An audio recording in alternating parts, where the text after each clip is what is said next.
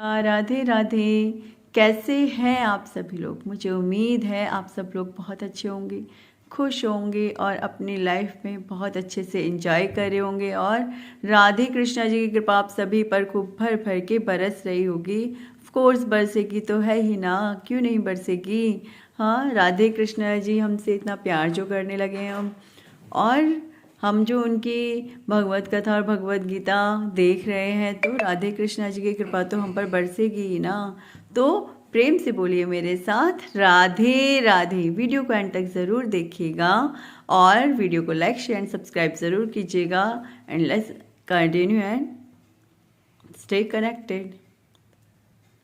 प्रेम से बोलिए मेरे साथ आप सभी राधे राधे। प्रेम से बोलिए राधे राधे। चलिए वीडियो शुरू करते हैं। अविनाशी, अप्रमेय और शाश्वत जीव के भौतिक शरीर का अंत अवश्यंभावी है, अतः हे भरतवंशी युद्ध करो। देखो, ये तो नेचुरल बात है कि अगर किसी शरीर ने जन्म लिया है तो उसकी मृत्यु निश्चित है। आज नहीं तो कल, कल नहीं तो परसों, कभी ना कभी तो आएगी। ठीक है, तो मृत्यु से किस बात का डर करके हमें बैठना है। लोग क्या करते हैं, अब जैसे कोरोना ही ले लीजिए। कोरोना टाइम में जब कोरोना आया था उस वक्त बहुत लोगों ने तो खुदकुशी तक कर ली थी कोरोना के डर की वजह से। और घर से बाहर नहीं निकलना, चलिए ठीक है, वो तो लॉकडाउन वगैरह ऐसा पीरियड भी था, नहीं निकलना होता था, लेकिन डर इस हद तक बैठ गया था उनके दिलों में कि वो डर, उसकी वजह से हार्ट अटैक भी पड़े थे लोगों को और बहुत सारी ऐसी चीज़ें हुई थी जो कि सही नहीं थी, जो कि बट सही तो नहीं थी लेकिन हुई थी उस वक्त। अब जैसे छोटा सा ही उदाहरण देती हूँ, मैं अपना ही बताती हूँ। मैं भी बहुत ज़्यादा डर गई थी मैं भी बहुत डर गई थी, लेकिन फिर वो डर की वजह से मैं कृष्णा जी की शरण में गई और उन्होंने वो डर मेरे मन से ख़त्म किया। उसके बाद से लेके आज तक राधे कृष्णा जी की कृपा और बिहारी जी की कृपा मुझ पर बरसती रहती है। और साथ ही साथ जो भगवत गीता और भगवत कथा का पाठ करते हैं, जो राधे कृष्णा जी की शरण में जाते हैं, उन सभी पर भगवान राधे कृष्णा जी की, श्री बिहारी जी की कृपा बरसती रहती है। श्री विष्णु भगवान की कृपा, श्री राम जी की कृपा बरसती ही रहती है। हाँ जी, बरसनी भी चाहिए ना, क्यों नहीं बरसेगी, ऑफ कोर्स बरसेगी। चलिए आगे पढ़ते हैं, शुरू करते हैं। अविनाशी, जो कभी नहीं मरेगी, जिसका कभी नाश नहीं हो सकता। अविनाशी में जिसको कभी नापा नहीं जा सकता। आप जब देखा ही नहीं जा सकता, हम जिसको देख ही नहीं सकते उसको नापेंगे भी कैसे भला। ठीक है, ठीक है। और शाश्वत जीव, शाश्वत यानी जो हमेशा से है, जो सत्य है, जो जिसका नित्य स्वरूप है, मतलब जो हमेशा से है एक तरीके से। ठीक है, और जिसका कभी नाश नहीं हो सकता। अविनाशी, तो ऐसे शाश्वत जीव के भौतिक शरीर का अंत, जो उसके भौतिक शरीर है उसका तो अंत अवश्यम भावी है ना, वो तो कभी ना कभी तो उसका अंत होगा ही। पहले बालक था, बालक से थोड़ा बड़ा हुआ और बड़ा हुआ और बड़ा हुआ, फिर बुढ़ापे में अग्रसर होना शुरू हो गया। धीरे धीरे धीरे करते करते करते करते डेथ आ जाती है। लेकिन एक छोटी सी बात और, अब लोग क्या करते हैं, हम जब हमारी उम्र होगी ना, हम बुढ़ापे पे आ जाएंगे, हम तब करेंगे ये सारी चीज़ें। देखिए, मैं मानती हूँ कि हमारे पास जिम्मेदारियाँ होती हैं तो जिम्मेदारियाँ पूरी करनी होती हैं, तो लेकिन तो इसका मतलब भगवान जी का नाम लेना ही छोड़ दें। अरे, जिम्मेदारियों के साथ साथ आप भगवान जी का नाम तो पूरे तरीके से ले ही सकते हो ना। मंत्र जाप, भगवत कथा, भगवत गीता, भगवत कथा, भगवत गीता, और भी जो भगवान जी के ग्रंथ होते हैं उनको रीड करना और उनमें अपना ध्यान लगाना अच्छे से, है ना। ये तो हम कर ही सकते हैं ना। हाँ, ऑफ कोर्स कर सकते हैं। और जब हम ये सब कर रहे होते हैं तो मान लो थोड़ा थोड़ा भी, आप ज़्यादा भी नहीं कर सकते ना इन सब चीज़ों को, तो दिन का एक श्लोक उठा लो, 2 माला कर लीजिए मंत्र की, 3 माला कर लीजिए, बहुत ज़्यादा नहीं कर सकते तो इतना कर लीजिए। हाँ, ठीक है ना। तो इस तरीके से हमें भगवान जी का नाम और अपने भौतिक कार्यों को भी साथ साथ लेके चल सकते हैं, और साथ ही साथ भगवान जी से प्रेयर करके कि भगवान जी हमारे भौतिक कर्म सारे के सारे सब आप ही को समर्पित। जब हम इतना कर देंगे ना, तो और जो हमारे भौतिक कर्म हमारे भगवान जी को समर्पित हो जाएंगे, तो जो हमने कर्म किए ना वो भी हमारे आध्यात्मिक कर्म में परिवर्तित हो जाएंगे। कैसे प्रेयर, जैसे मैं हमेशा बोलती हूँ, कर्मा प्रेयर करनी चाहिए। कैसे करनी चाहिए? हे राधे कृष्णा, हे बिहारी जी, हे भगवान विष्णु, हे लक्ष्मीपति श्री विष्णु भगवान, हे श्री राम जी, मैंने आज तक जो कुछ भी भौतिक कर्म किए हैं, मैंने आज तक जितने भी भौतिक कर्म किए, मेरे जन्मों जन्मों के भौतिक कर्म और उनके पाप और उनके सब पुण्य, मैं सारे भौतिक कर्म अपने आप को समर्पित करती हूँ और उन सभी भौतिक कर्मों के पुण्यों को भी और पापों को भी मैं सब आप ही को समर्पित करती हूँ। मैंने जितने भी आज तक भौतिक कर्म किए हैं उन सभी को मैं आपको समर्पित करती हूँ और उनके सभी को कर्मों को भी मैं सब, उनके फलों को भी मैं सब आप ही को समर्पित करती हूँ। कृपा करके मेरे वो भौतिक कर्म, उनके फल आप स्वीकार कीजिए। और हे भगवान जी, मुझे जन्म जन्मों के पापों से मुक्त कीजिए, मुझे जन्म जन्मों के पापों से मुक्त कीजिए, मुझे जन्म जन्मों के पापों से मुक्त कीजिए। तो इतना करने के बाद जो आपने कर्म किए हैं ना, वो कर्म ऑटोमेटिकली आध्यात्मिकता में परिवर्तित हो जाएंगे, है ना। और हम भगवान जी को स्मरण भी रखेंगे साथ ही साथ। चलिए आगे बढ़ते हैं। भौतिक शरीर स्वभाव से नाशवान है। ऑफकोर्स भौतिक शरीर एक ना एक दिन जरूर मरता है। यह तत्क्षण नष्ट हो जाता है और 100 वर्ष बाद भी केवल समय की बात है। और 100 वर्ष बाद भी यह केवल समय की बात है। इसे अनंत काल तक बनाए रखने की कोई संभावना नहीं है। देखिए, ये कभी भी नष्ट हो जाता है ना। भगवान जी को इसलिए हर टाइम याद कर लिया करो क्योंकि ये भौतिक शरीर है, ये कब साथ छोड़ेगा कोई नहीं जानता। तो भगवान जी को याद हमेशा रखा करो और उनका नाम हमेशा अपने जीवा से लिया करो, ठीक है। तो यह तत्क्षण नष्ट हो सकता है और 100 वर्ष बाद भी, यह आज भी नष्ट हो सकता है और अगले 100 वर्षों के बाद भी। कोई नहीं जानता कि हम कब मरेंगे। यह केवल समय की बात है। ये तो समय की बात है। इसे अनंत काल तक बनाए रखने की कोई संभावना नहीं है। इसे अनंत काल तक बनाए रखने की भी कोई संभावना नहीं है कि हम अनंत कालों तक जीते रह जाएं, ऐसा भी कुछ नहीं हो सकता है। किंतु आत्मा इतना सूक्ष्म है कि इसे शत्रु देख भी नहीं सकता। यदि हमारे शरीर से आत्मा बाहर निकलती है तो आत्मा इतनी सूक्ष्म है कि इसे कोई शत्रु देख ही नहीं सकता है। मारना तो बहुत दूर की बात है। यदि कोई मारता भी है तो भौतिक शरीर को ही मारता है। लेकिन इसका मतलब ये नहीं है आप राह चलते किसी को भी मार दो, कहो तेरा शरीर ही तो मरा है, आत्मा तो जिंदा है। ऐसा मत करना, कृपा करना, ऐसा कोई भी मत करना। क्योंकि देखो, हर चीज का अपना एक मायना है, हर चीज अपने एक मायने रखती है। आप जो अगर इस तरीके से कोई भी हरकत करोगे तो एक युद्ध में लड़ते हुए सैनिक के लिए, मैं आपको कुछ इस तरीके से समझाती हूँ। एक युद्ध में लड़ते हुए सैनिक के लिए अपना युद्ध का कर्म करना वो आवश्यक है, अवश्यम भावी है उसके लिए। तो वो अपने युद्ध में जो कर्म कर रहा है उसको पाप नहीं लगने वाला है।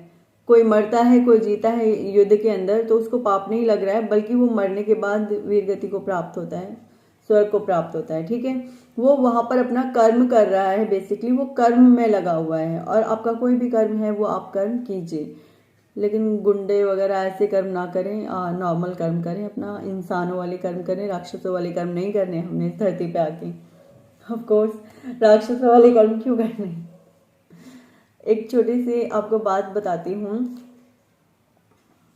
तो पहले ये बात कंप्लीट करते हैं फिर वो वाली बात बता। तो हुआ क्या कि अब उनका तो वो कर्म है, लेकिन यदि हम अपना कर्म, हमारा कर्म तो कुछ और है, लेकिन हमने उठा के गुंडागर्दी शुरू कर दी, तो वो गलत कर्मों में काउंट होगा, वो अच्छे कर्मों में काउंट नहीं होगा। क्योंकि हमारा कर्म तो इंसानियत करना है, ना कि मार पिटाई करना है। मार पिटाई करने के लिए आप पुलिस में भर्ती हो जाइए भाई, वहाँ मार पिटाई क्या, वहाँ तो चोरों की पिटाई होती है। फिर वहाँ तो जो गैंगस्टर्स वगैरह हैं उनको पकड़ा जाता है, जो चोर हैं उनको पकड़ा जाता है। अगर आपको मार पिटाई का शौक है बहुत ज़्यादा, तो पुलिस में भर्ती होकर के देश की सेवा कीजिए, लेकिन देश की सेवा कीजिए, ठीक है। और इसके अलावा राह चलते किसी से भी मार पिटाई नहीं करनी है। लेकिन हाँ, यदि कोई आपको मारे तो मैंने पहले भी कहा है, छोड़ने की आवश्यकता नहीं है, अवश्य ही उसे सबक सिखाना ज़रूरी होता है। लेकिन पहले देख लीजिए किसी की जिम्मे कुछ है तो नहीं, ऐसा भी चेक करके रखिए। अगर लगता है कि सामने वाला आपसे अधिक बलवान है तो चुपचाप खिसक जाइए, उसमें भलाई है। तो हमें कोई भी गलत कर्म करने से बचना है। अगर गलत कर्म करने से बचना है तो उसके लिए ऑफ कोर्स काम, क्रोध, लोभ, मोह, अहंकार, इन चीज़ों का त्याग करना पड़ेगा। और इन चीज़ों का त्याग करने के लिए तो हमें हमारे बिहारी जी, हमारे श्री विष्णु भगवान, हमारे राधे कृष्णा जी, हमारे श्री राम जी की शरण में आना ही पड़ेगा, तभी जा करके इन पांचों चीज़ों का त्याग हो पाता है। देखिए, पांचों चीज़ों का त्याग का मतलब ये नहीं है पूर्ण रूप से त्याग देना। मुझसे आज कहा किसी ने कि बिल्कुल ही गुस्सा नहीं करना चाहिए, तो आज थोड़ा सा मुझे गुस्सा आ गया था। गुस्सा किस बात पे आया था, कोई बात थी गुस्से की, आ गया था गुस्सा। लेकिन मुझसे कहा गया कि तुम्हें गुस्सा नहीं आना चाहिए, तुम तो इस तरीके से बोलते हो। मैंने कहा मैंने एक बात और बोली है, यदि सामने वाला कुछ कहेगा, अगर वो बात बिल्कुल ही आपके अनुरूप नहीं है, जो आपको बिल्कुल ही बर्दाश्त के बाहर है, तो वहाँ 5% गुस्सा भगवान जी ने हमें छूट दे रखी है। और वो गुस्सा कहाँ करना है वो भी हम सोच समझ के करते हैं, ऐसे नहीं कि कहीं पे भी गुस्सा कर दिया, नहीं। जब लगता है कि गुस्सा करना ज़रूरी है तो गुस्सा करना पड़ता है, वो मजबूरी है। लेकिन वो उन्हीं जगहों के लिए है जहाँ पर बहुत ज़्यादा ज़रूरी लगता है, अदरवाइज नहीं करना है गुस्सा। हाँ जी, तो मैं कहाँ थी, मैं थी कि हमें क्यों जल्दी ही पकड़ लेनी चाहिए पूजा पाठ सारी चीज़ें बाद में। अब आजकल कोरोना जैसी बीमारी आई थी, 20-20, 40-40 जाने छोटे छोटे बच्चे, मतलब कोई भी काल की गति को प्राप्त हो रहे थे, तब बता के आ गया, क्या बता के आ गई कि मृत्यु नहीं आई ना, बता के जब मर्जी आ गई, 2 मिनट नहीं लगे उसे आने में। तो इसी प्रकार से आपको सोचना पड़ेगा कि जल्दी ही भगवान जी का नाम ले लीजिए, वरना तो गड़बड़ हो सकती है। ठीक है। हाँ जी, एक छोटी सी कथा। एक बार एक अध्यापक हुआ करते थे।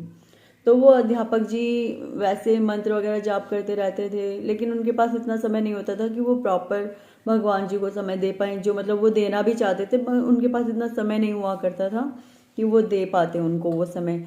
तो फिर एक बार क्या हुआ, वो यजमान जब वो रिटायर हुए तो उन्होंने बहुत अच्छी पार्टी की, सब उनको घर तक छोड़ने आए, सब बहुत खुश थे, सब ने बहुत अच्छे से रिटायरमेंट की पार्टी एंजॉय करी, सब कुछ बहुत अच्छे से हो गया। और सब लोग जब रात को 10 बजे सब जा चुके थे, सब लोग निकल चुके थे अपने अपने घरों की तरफ, तब उन यजमान ने उन्होंने अपने बेटे को बुलाया कि बेटा इधर आओ, कि बोलिए पिताजी। पिताजी ने कहा कि बेटा देखो कोई मेहमान रह तो नहीं गया घर पे। कि पिताजी अब तो रात के 10 बज रहे हैं, अब भला इस टाइम पर कौन मेहमान रहने वाला है, सारे मेहमान जा चुके हैं। कि देख लो कोई एक आध इधर उधर। कि नहीं नहीं पिताजी सारे मेहमान जा चुके हैं। कि अच्छा बेटा अब मुझे आपसे बहुत ज़रूरी एक बात करनी है। कहते हैं जी बोलिए पिताजी। कि देखो बेटा अभी तक तो मैं भगवान में इतना अपना मन लगा नहीं पाया। क्यों मन क्या नहीं लगा पाया, समय ही नहीं था। समय के घर के सारे काम करने होते थे, सारी चीज़ें तुम्हें भी देखना है, मतलब बच्चों को भी देखना है, घर के भी सारे काम करने, तो इतना समय हमारे पास आज तक नहीं हुआ कि हम भगवान को प्रॉपर अपना एक समय दे पाएँ, प्रॉपर तरीके से उनमें ध्यान लगा पाएँ। लेकिन अब हमारी हो गई सेवानिवृत्ति, तो अब हम हो गए हैं फ्री, और अब हम घर की जिम्मेदारियों से भी अब बिल्कुल फ्री होना चाहते हैं, और बिल्कुल हम एक तरफ से सारी चीज़ें छोड़ करके अब बिल्कुल भगवान में ही मन लगाना चाहते हैं। अब तुम ये बता दो कि तुम क्या चाहते हो, कि हम यहाँ रह करके ये सारी अपने भगवान वगैरह की सारी चीज़ें करें, और या फिर हम बाहर चले जाएं। देखो बेटा हम एक समय का भोजन करेंगे, रात को दूध लेंगे, और सुबह के समय कुछ बादाम वगैरह ऐसी चीज़ ले लेंगे, बस। अब इसके अलावा फिर हम कुछ ना खाएंगे ना कुछ हम लेंगे और अलग से। लेकिन इतना हम ज़रूर लिया करेंगे जो कि अगर तुम्हें ना दिक्कत हो देने में हमें उम्र भर, तो तुम्हारी कृपा होगी। अगर दिक्कत लगेगी तो हम बाहर से मांग के खाएंगे। और इसके अलावा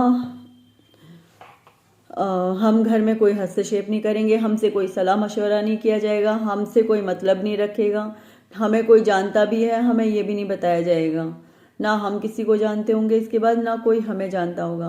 कहते हैं देखो बेटा तुम्हारी माता की तो बहुत ही ज़्यादा प्रीति है तुम लोगों के अंदर, और तो हम उनसे तो इतना सब कैड़ा नियम करने के लिए कह ही नहीं सकते हैं।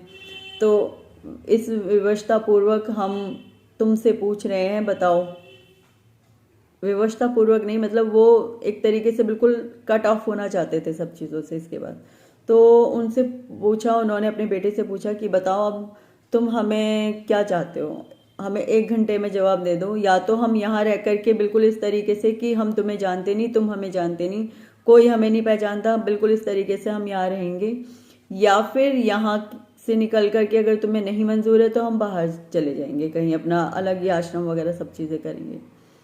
तो बेटे ने कहा, बेटा बिल्कुल स्तब्ध हो गया कि पिताजी ने ये क्या कह दिया एकदम से, लेकिन अब कह तो दिया था। तो बेटा चुप, कुछ नहीं बोला। पिताजी ने कहा बेटा 1 घंटा ले लो, तुम्हारे पास सिर्फ 1 घंटे का समय है, इसके बाद हम तुम्हें समय नहीं देंगे। तो बेटा चला गया। सही 1 घंटे बाद बेटा आया तो बेटा बोला पिताजी देखो, मैं आपका अकेला ही पुत्र हूँ, तो इसलिए आप मेरी जिम्मेदारी है पूर्ण रूप से, इसलिए मैं आपको बाहर तो नहीं भेज सकता। आपको जो कुछ करना है, आप, ये कमरा आपका है, आप जो कुछ करना चाहें आप इसमें वो करें। तो इतना कह के बेटा तो चला गया। अगले ही दिन जब उठे सब, तो पिताजी का बिल्कुल अलग ही स्वरूप देखा, बिल्कुल एक संत वाला स्वरूप। वो बिल्कुल संत बन चुके थे 60 वर्ष की आयु के बाद। 60 वर्ष की आयु के बाद उन्होंने अपना संत भेष धारण किया। उसके बाद उन्हें किसी से कोई मतलब नहीं रह गया। यहाँ तक कि घर में कोई आता था तो भी उन्हें कोई मतलब नहीं होता था कि कौन आया कौन गया। अगर कोई सामने पड़ भी गया तो बिल्कुल ऐसे देखा जिससे, जैसे कि वो उसे जानते ही ना हो, बिल्कुल इस तरीके से देखा। और बिल्कुल अपना ऐसा उदासीन सबके प्रति रवैया कर दिया कि जैसे वो किसी को नहीं जानते और कोई उन्हें नहीं जानता। मात्र 60 वर्ष के बाद, ठीक है, उन्होंने इस तरीके से कर दिया। फिर बिल्कुल वो तो भगवान में ही रमने लगे और ऐसा तेज वगैरह सब कुछ उनके चेहरे पे आ गया और वो मतलब पूर्ण रूप से भगवान को उन्होंने अपने आप को समर्पित कर दिया उसके बाद। और फिर तो वो साधु संतों के साथ, मतलब संतों के साथ में जा कर के रहने लगे। पूरा दिन मतलब भगवान में ही, उनकी ऐसी दिनचर्या थी कि वो पूरा दिन भगवान में ही रहते थे। उन्हें कोई मतलब नहीं था उनका परिवार है नहीं है, कोई आ गया कोई चला गया, कोई जी गया कोई मर गया, उन्हें कोई मतलब नहीं होता था। पुत्र ने भी उनसे कोई सलाह मशवरा ना किया कभी, क्योंकि पिता ने साफ मना कर दिया था कि मुझसे कोई सलाह मशवरा कभी किसी बात के लिए नहीं किया जाएगा। और जब वो अंत समय में भी उन्होंने जो अपने प्राण त्यागे, तो एक संत की तरह ही, एक वैष्णव की तरह ही उन्होंने अपने प्राण त्यागे। तो देखिए, हर किसी को 60 वर्ष की आयु के बाद इतना अच्छा समय मिल जाए वो बहुत विरला है। लेकिन फिर भी मैं कहूँगी कि इस उम्र से ही सब कुछ स्टार्ट कर दीजिए। जिस भी उम्र में आप हैं, चाहे अब आपकी उम्र 15 साल है, चाहे 20 साल है, चाहे 50 वर्ष है, चाहे 10 वर्ष है, मैं सभी के लिए बोल रही हूँ, किसी एक के लिए नहीं बोल रही हूँ, क्योंकि हम नहीं जानते हमारे पास आगे कितना समय शेष बचा है। आगे बढ़ते हैं। मैं थोड़ा टॉपिक से अलग जा कर के आज बोली, क्योंकि बहुत दिनों से मैंने इस बात को उठाया तक नहीं है। मुझे लगा कहीं मेरी ब्यूटीफुल सी प्यारी सी सोल फैमिली, प्यारी सी एक फैमिली ये सारी चीज़ें भूल ना जाए, ठीक है ना, तो इसलिए मैंने बताना ज़रूरी समझा। चलिए आगे बढ़ते हैं। किंतु आत्मा इतना सूक्ष्म है कि इसे शत्रु भी देख नहीं सकता, मारना तो दूर रहा। जैसा कि पिछले श्लोक में कहा गया है कि इतना सूक्ष्म है कि कोई इसे मापने की बात सोच भी नहीं सकता था। दोनों ही दृष्टि से शोक का कोई कारण नहीं है, क्योंकि जीव जिस रूप में है ना तो उसे मारा जा सकता है, ना ही शरीर को कुछ समय तक या स्थायी रूप से बचाया जा सकता है। ऐसा नहीं हो सकता कि हम शरीर को स्थायी रूप से बचा के रख लें, कभी ना कभी तो डेथ हो ही जानी है, ठीक है। आगे बढ़ते हैं। अतः धार्मिक नियमों का पालन करना चाहिए। वेदांत सूत्र में जीव को प्रकाश बताया गया है, क्योंकि वह परम प्रकाश का अंश है, तो उसे प्रकाश बताया गया है। किसको? जीव को। जो हमारे शरीर के अंदर एक चेतना, एक आत्मा, एक जीव है ना, उसको प्रकाश बताया गया, ठीक है। जिस प्रकार सूर्य का प्रकाश सारे ब्रह्मांड का पोषण करता है, उसी प्रकार आत्मा के प्रकाश के इस भौतिक देह का पोषण होता है। जैसे ही आत्मा इस भौतिक शरीर से बाहर निकलती है, शरीर सड़ने लगता है, अतः आत्मा ही शरीर का पोषक है। शरीर अपने आप में महत्वहीन है। शरीर का कोई महत्व नहीं है। यदि उसके अंदर आत्मा ना हो, उसके अंदर चेतना ना हो, तो शरीर का अपना कोई भी महत्व नहीं है। यदि शरीर में आत्मा नहीं है, चेतना नहीं है, तो उसका कोई भी महत्व नहीं है। शरीर, बोलते नहीं है बॉडी को जल्दी लेके जाओ, उसके अंदर से आत्मा निकल जाने के बाद उसका महत्व क्या होता है, थोड़ा विस्तार से सुनिए मेरे साथ। एक इंसान जो अभी जीवित था कुछ क्षण पहले, वो अचानक से मृत्यु हो गई उसकी, और उसके जो शरीर से जो वो आत्मा या चेतना निकली, उसके बाद वो जड़ हो गया, स्थिर हो गया। अब उसमें कोई चेतना नहीं बची। अब वो शरीर, अब वो इंसान क्या बन गया, बॉडी बन गया। अरे ये तो रहे नहीं इसमें, इसमें नहीं रहे, ये तो रहे नहीं इसमें। किस में नहीं रहे, शरीर में नहीं रहे। कौन नहीं रहे, अरे उनका नाम तो ये था, लेकिन अब तो वो आत्मा बन गए, अब वो एक चेतना बन गई। ठीक है, तो बहुत ही है ना, मतलब मानना भी ना हम लोगों के लिए, सब लोगों के लिए एक बहुत ही मुश्किल सा टॉपिक है, होता है कि माना कैसे जाए कि ये शरीर बचाए खाली। अब वो इंसान तो जा चुका, कहाँ चला गया, लेकिन वो इंसान, वो तो अभी भी यहीं बैठा हुआ है। देखो यहाँ बैठा हुआ है, लेकिन वो हम नहीं देख सकते उसे। 13 दिन तक आत्मा कहीं नहीं जाती है, 13 दिन तक आत्मा वहीं रहती है। 13 दिनों तक आत्मा अपने सभी लोगों को रोते पीटते बिलखते देख रही होती है, सब कुछ वहीं पर ही रह करके वो सब कुछ नोटिफाई कर रही होती है, सारी चीज़ें। हाँ जी, तो शरीर अब यहाँ पड़ा हुआ है, तो अब यहाँ बैठे लोग क्या बोल रहे हैं, यहाँ जो बैठे लोग हैं वो क्या बोल रहे हैं, बॉडी को जल्दी से बर्फ पे लेटा दो, बॉडी खराब होनी शुरू हो जाएगी। अब बॉडी रह गई है, अब बॉडी खराब होनी शुरू हो जाएगी, तो बॉडी को जल्दी से बर्फ पे लेटा दो। ये लोग जो यहाँ पे अभी थोड़ी देर पहले इस इंसान के जो ये लोग जानने वाले हुआ करते थे ना सारे, अब ये इन सब लोगों के लिए ये केवल एक शरीर रह गया, एक बॉडी रह गई है, जिसे अब जल्दी से जल्दी जला के फूंक के आना है। तो कितना बड़ा डिफरेंस है ना। ये डिफरेंस अगर लगता है ना कि आप लोगों को कि हाँ इन चीज़ों से ऊपर उठना है, तो भगवान का नाम बहुत ही आवश्यक है। इतना ज़्यादा आवश्यक है कि एक बार को रोटी खाए बिना चल सकती है, पानी पिए बिना चल सकता है, लेकिन भगवान के नाम के बिना नहीं चल सकता डियर, नहीं चल सकता। यदि आप भगवान का नाम नहीं लोगे तो ये आत्मा, देखो इस शरीर का वाकई में कोई महत्व नहीं है, इस शरीर का कोई भी महत्व नहीं है जब तक ये आत्मा उसके अंदर ना हो। और आत्मा का पोषण होना बहुत आवश्यक है। आत्मा जब तक ऊपर नहीं उठेगी अपनी जगह से, जब तक वो आत्मा ऊपर नहीं उठेगी अपनी जगह से, तब तक ऊपर उठने का मतलब ऊपर उड़ना नहीं है उसका, ना ना, ये नहीं कह रही हूँ मैं कि आत्मा का ऊपर उठने का मतलब ऊपर उड़ना हो गया। आत्मा का ऊपर उठने का मतलब है उसमें वो पावर से भी, मतलब मैं समझाती हूँ आपको। एक ऐसी आत्मा जिसमें, एक तो एक ऐसी आत्मा है जिसने ना कभी भगवान का नाम लिया ना कुछ किया, तो वो कैसी, एक बेकार, एक बिल्कुल बेकार सी आत्मा है, उसके अंदर कोई गुण नहीं है। लेकिन जो एक आत्मा जो सदैव भगवान का स्मरण करती रही है, सदैव भगवान में लीन रही है, वो इतनी ज़्यादा शक्तिशाली आत्मा होती है कि जिस टाइम सब लोग रो रहे होते हैं वो शांति से बैठी होती है कि अब इन लोगों का रोया पीटना चलने वाला, उसे कोई फर्क नहीं पड़ रहा होता है। उसे पता है कि अब ये छूटा तो छूटा, अब तो प्रभु के धाम जाना है। ठीक है, इसके अलावा जो दूसरी आत्मा होती है जिसने कभी भगवान का नाम नहीं लिया, वो साथ साथ विलाप कर रही होती है, और वो मतलब इतना ज़्यादा फंसी हुई होती है इन चीज़ों में कि वो सबको बुलाती है, अरे अरे मैं जीवित हूँ, अरे अरे मैं जीवित हूँ, अरे अरे मैं जीवित हूँ, देखो देखो देखो मैं तुम्हारे सामने बैठी हुई, देखो देखो मैं तुम्हारे सामने बैठा हूँ। मतलब वो आत्मा इस तरीके से परेशान हो रही होती है, और जो दूसरी तरफ जिसने सदैव भगवान का स्मरण किया होता है वो यूं ही बैठी होती है, सब रो रहे होते हैं, वो शांति से बैठी होती है। फिर प्रभु के पार्षद आते हैं, स्वयं से श्री विष्णु भगवान, श्री राम जी, श्री कृष्णा जी, श्री बिहारी जी के पार्षद आते हैं और उस आत्मा को लेके चले जाते हैं। और इसके विपरीत वो जो दूसरी आत्मा होती है जिसने कभी प्रभु का नाम नहीं लिया, जिसने कभी भगवान का स्मरण नहीं किया, उसको लेने यमराज के यमदूत आते हैं और उसे खूब पीटते हुए, खूब मारते हुए ऊपर तक लेके जाते हैं।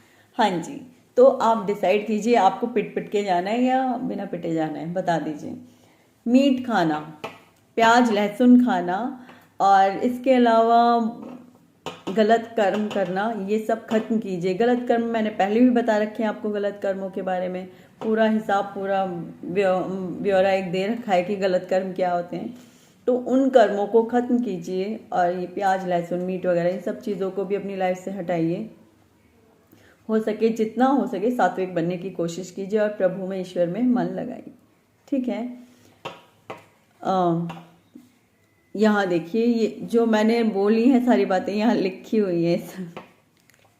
देखिए, उसी प्रकार आत्मा के प्रकाश से इस भौतिक देह का पोषण होता है। आत्मा के प्रकाश से इस भौतिक देह का भी, अब देखिए, आत्मा अगर तेजस्वी हो जाएगी, आत्मा सपोज अगर आत्मा तेजस्वी हुई तो उसका तेज तो हमारे शरीर पर भी आएगा ना।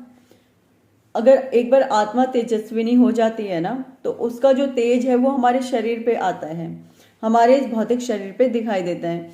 इतना ही नहीं, जो बहुत ज़्यादा ऊपर उठ जाते हैं ना, वो इच्छा मृत्यु तक भी प्राप्त कर लेते हैं। हाँ जी, उन्हें इच्छा मृत्यु तक भी प्राप्त हो जाती है। इस हद तक जब वो भगवान में लीन हो जाते हैं, तब वो अपनी इच्छा के अनुसार अपना देह त्याग भी कर देते हैं, और ना इच्छा हो तो वो ना भी करें, क्योंकि ईश्वर से उन्हें ऐसा वरदान प्राप्त हो जाता है। तब वो क्या करते हैं, तब वो जैसा चाहे वैसे अपने जीवन को जीते हैं, सिर्फ प्रभु में लीन रह के। लेकिन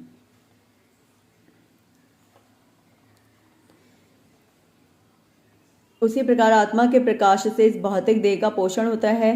जैसे ही आत्मा इस भौतिक शरीर से बाहर निकल जाता है, शरीर सड़ने लगता है, बॉडी। अतः आत्मा ही शरीर का पोषक है। शरीर अपने आप में महत्वहीन है, इसलिए अर्जुन को उपदेश दिया गया कि वह युद्ध करे और भौतिक शारीरिक कारणों से धर्म की बलि ना होने दे। मतलब धर्म की हानि नहीं होनी चाहिए, चाहे कुछ भी क्यों ना हो जाए। धर्म की हानि अगर होती है तो ईश्वर धर्म बचाने के लिए सदैव उपस्थित होकर के फिर किसी न किसी रूप में अवश्य आते हैं, ताकि धर्म की हानि ना हो, अधर्म कभी फल ना सके, धर्म खराब ना हो सके। लेकिन आजकल बहुत धर्म खराब हो रहा है, तो ईश्वर किसी ना किसी रूप में आएंगे ही, धर्म की क्षति होने से बचाएंगे ही। और पता है, फिर एक ऐसा समय आएगा जब सब कुछ खत्म होगा और मुट्ठी भर लोग बचेंगे। वो लोग कौन होंगे? वही जो ईश्वर यानी श्री बिहारी जी, श्री राम जी, श्री विष्णु भगवान, श्री राधे कृष्णा जी के जो भक्त होंगे, वो वहाँ बचे होंगे और उनको आगे संसार बढ़ाने के लिए लेके जाया जाएगा। जैसे कि मनु, उस वक्त पे जो मनु हुए थे, मैं उनकी बात कर रही हूँ, सतयुग में। तो सतयुग में जो मनु थे, हालांकि वो बहुत ही वृद्धावस्था तक भी पहुँच गए थे, लेकिन फिर उन्हें वापस से जवान बना दिया गया, उनकी वाइफ को जवान कर दिया गया, और कुछ चीज़ों को लेकर के उन्होंने वापस से पृथ्वी का संचालन किया, पृथ्वी आगे बढ़ाई। ठीक है, इसी के साथ मैं विराम लेती हूँ, और प्रेम से बोलिए मेरे साथ राधे राधे। प्रेम से बोलिए मेरे साथ राधे राधे। चलिए सभी लोग प्रेम से बोलिए मेरे साथ राधे राधे। हरे कृष्णा, राधे राधे, राधे कृष्णा।